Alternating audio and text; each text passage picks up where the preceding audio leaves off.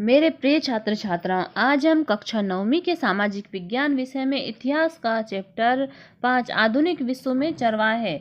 तो इसके आपको क्वेश्चन आंसरों का हम अध्ययन करवा रहे हैं। इस अध्याय के इससे पहले भी पार्ट डाले गए हैं। इन क्वेश्चन आंसरों को और इससे पहले जितने क्वेश्चन आंसर आपको बताए गए हैं, आप उनको अपनी उत्तर पुस्तिका में नोट कीजिए। और इसी सामाजिक विज्ञान के और भी वीडियो डाले जाएंगे। लगातार इन वीडियो को प्राप्त करने के लिए आप इस चैनल को सब्सक्राइब करें, लाइक करें, शेयर करें। देखिए कि गुज्जर बकरवाल कौन थे और उनके जीवन का वर्णन कीजिए। गुर्जर बकरवाल जम्मू कश्मीर का एक चरवाहा समुदाय है जो भेड़ बकरियों के बड़े बड़े रेवड़ रखते थे। इस समुदाय के अधिकतर लोग अपने मवेशियों के लिए चारागाहों की तलाश में यहाँ आए थे और जाड़ों में जब ऊंची पहाड़ियाँ बर्फ से ढक जाती तो वे निचली पहाड़ियों में आकर डेरा डाल देते थे और गर्मियों में ये अपने रेवड़ को लेकर ऊंची पहाड़ियों तक चले जाया करते थे। ये है गुज्जर बकरवाल समुदाय। इसी प्रकार अगला क्वेश्चन आता है, गद्दी समुदाय कहाँ के चरवाहे हैं? तो गद्दी समुदाय हिमाचल प्रदेश के चरवाहे हैं। भाबर शब्द का अर्थ बताइए। तो गढ़वाल और कुमाऊं के इलाके में पहाड़ियों के निचले हिस्से के आसपास पाए जाने वाले शुष्क या सूखे जंगल का इलाका को भाबर कहा जाता है। और देखिए कि बुग्याय किसे कहा जाता है? ऊंचे पर्वतीय क्षेत्रों में किसे कहते हैं? तो बुग्याय किसे कहते हैं? ऊंची पर्वतीय क्षेत्रों में स्थित विस्तृत चरागाहों को बुग्याय कहा जाता है, जैसे कि गढ़वाल के बुग्याय और वहाँ के भेड़ बकरी जो चराते हैं उन्हें कहा जाता है। धंगर कहाँ का चरवाहा समुदाय है? तो धंगर महाराष्ट्र का चरवाहा समुदाय है। धंगर समुदाय चरवाही के अलावा जीविका के लिए और कौन कौन से काम करते हैं? धंगर समुदाय महाराष्ट्र का जाना माना चरवाहा समुदाय है। ये कंबल और चादरें भी बनाते हैं और कुछ भैंस भी पालते हैं। अक्टूबर के आसपास के बाजरे की कटाई भी करते हैं। भारत के कुछ चरवाहे समुदायों के नाम बताइए। तो ये जम्मू कश्मीर में गुज्जर समुदाय है, हिमाचल प्रदेश का गद्दी समुदाय, महाराष्ट्र का गंदर समुदाय। और इससे पहले भी जो वीडियो डाले हैं उसमें भी आपको विस्तार से अध्ययन करवाया गया है। इन समुदायों के बारे में बताया भी गया है। मासाई और 10 मुदास के चरवाहे इनसे क्यों छीन लिए गए? मासाई चरवाहे अफ्रीका में रहते हैं। मासाई चरवाहे मुख्य रूप से उत्तरी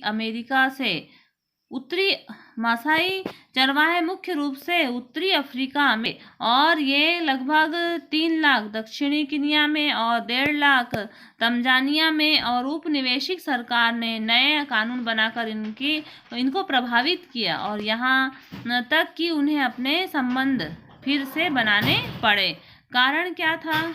मसाई समुदाय से लगातार उनके चरवाहे छीनते रहे। मसाई भूमि उत्तरी किनिया से लेकर के उत्तरी तंजानिया तक विस्तृत था। 19वीं शताब्दी के अंत में यूरोपियन और साम्राज्यवादी शक्तियों ने अफ्रीका में उनकी भूमि पर अधिकार कर लिया। किनिया में अंग्रेजों ने मसाई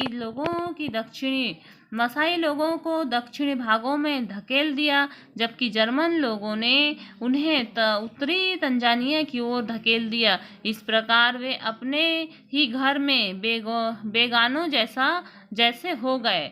और अगला पॉइंट है, साम्राज्यवादी देश की भांति अंग्रेजी और जर्मन भी बेकार पड़ती भूमि को जिससे न कोई आय प्राप्त होती थी और न ही कर भी मिलता था, उन पड़ती जमीनों को वहां के किसानों के बीच बांट दी गई और मसाई लोग हाथ मलते रह गए। अगला क्वेश्चन है, किन कारणों से मसाई भूमि में भारी कमी आई? तो निम्नलिखित कारणों से मसाई भूमि में भारी कमी आई।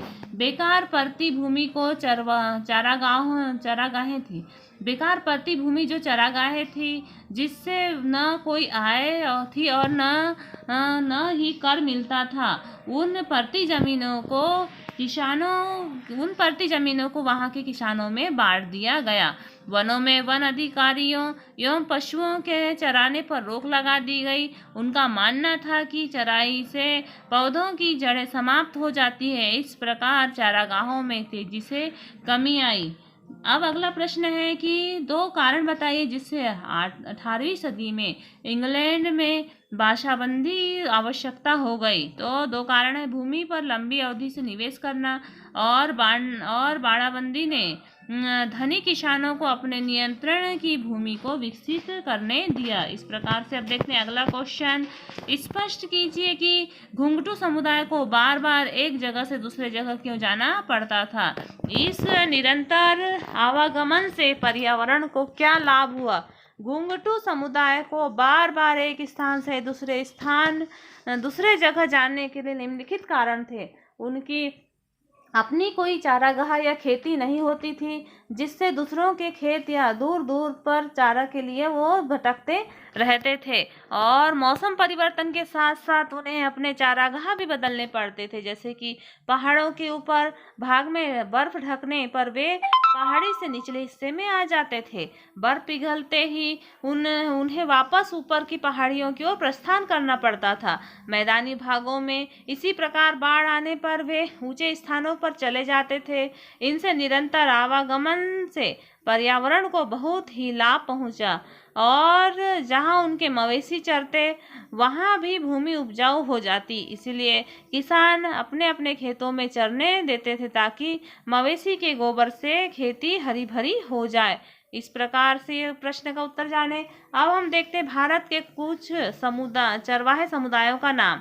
जम्मू कश्मीर में गुज्जर बकरवाल समुदाय, हिमाचल प्रदेश में गद्दी समुदाय, महाराष्ट्र में धंगर समुदाय, राजस्थान में राइका, कर्नाटक और आंध्र प्रदेश में गोल्ला, कुरुमा और कुरुबा समुदाय, उत्तर प्रदेश और मध्य प्रदेश में बंजारा समुदाय रहता था।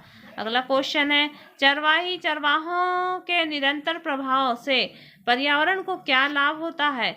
जहाँ अनेक मवेशी चरते हैं वहाँ की भूमि उपजाऊ हो जाती है, इसलिए किसान अपने अपने खेतों में चरने देते हैं ताकि मवेशियों के गोबर से खेती हरी भरी हो जाए। धार क्या होता है। ऊंचे पर्वतों में स्थित चरागाहों को धार कहा जाता है। और देखिए कि वनों के अधीन क्षेत्र बढ़ाने की क्या आवश्यकता है। कारण 2, भारत में वनों के अधीन क्षेत्रों में वैज्ञानिक मांगों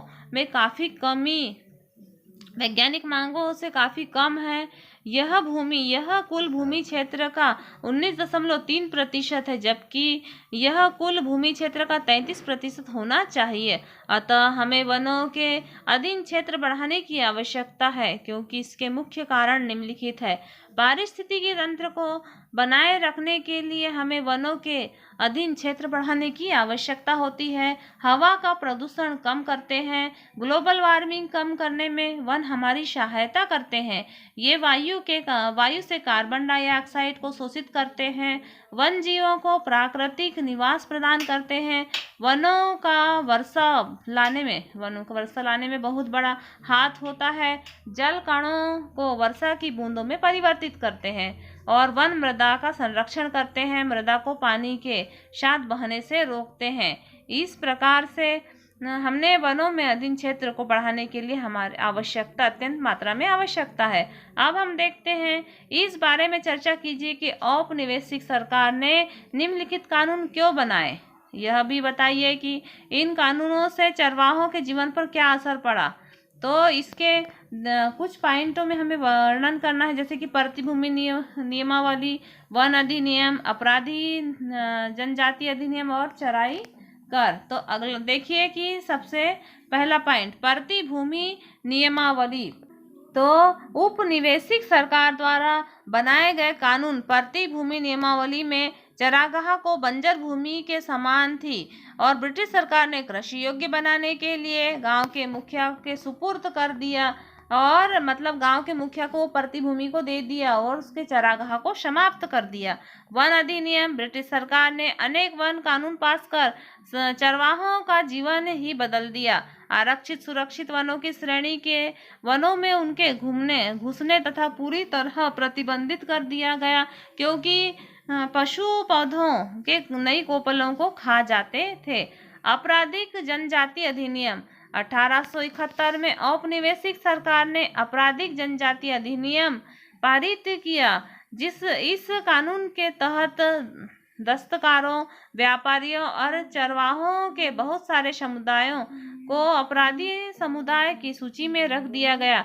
उन्हें कुदरती और जन्मजात अपराधी घोषित कर दिया गया और इस कानून में के लागू होते ही ऐसे सभी समुदाय को कुछ खास अधिसूचित गांव बस्तियों में बस जाने का हुक्म दिया गया।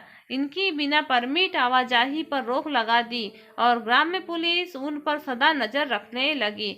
अब हम अगला पॉइंट देखते हैं, चराई कर। अपनी आय बढ़ाने के लिए ब्रिटिश सरकार ने पशुओं पर भी कर लगा दिया। कर देने के पश्चात उन्हें एक पास दिया जाता था जिसको दिखा करके चरवाहे अपनी पशु चराते थे। 1792 ईस्वी को इस प्रकार का कार्य किया गया था। अगला क्वेश्चन देखिए। इस प्रकार से हमने इन क्वेश्चनों के आंसरों को आपको बताया है। इन क्वेश्चनों के आंसरों को आप अपनी उत्तर पुस्तिका में नोट कर लीजिए और जो पहले और जो छोटे छोटे क्वेश्चन आंसर बताए गए थे उन्हें भी आप अपनी उत्तर पुस्तिका में नोट कीजिए और अपनी पढ़ाई जारी रखिए। धन्यवाद।